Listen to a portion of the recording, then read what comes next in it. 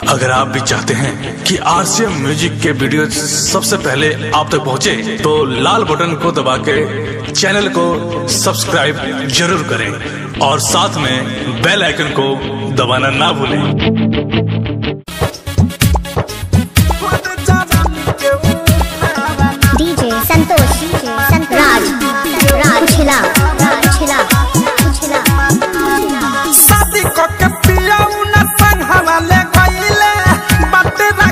सखी कहवाना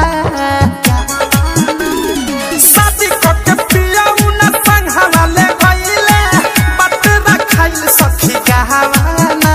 अरे नहीं हवा के यारा पिपरा के पीछे कद जवानी के उठावाना।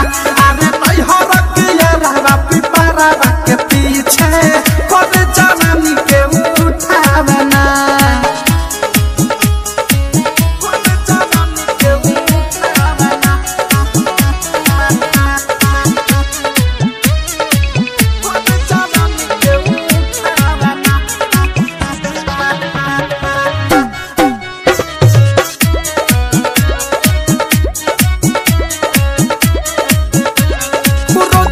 जो हमारा के टाइम से बोलावे गोदी में अपना तो झुलवा झुलावे।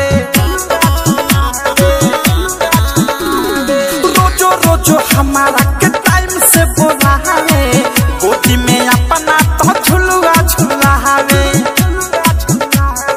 हम के बोला के गमछा ओढ़ा के ओढ़नी के करेला बिछावाना।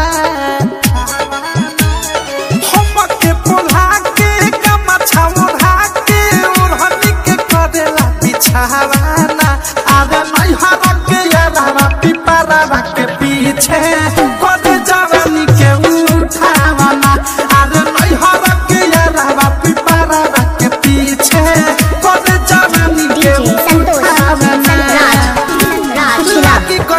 तो हमारा सखिया कुआर के कमी न खलतावे एको दिन भातार के।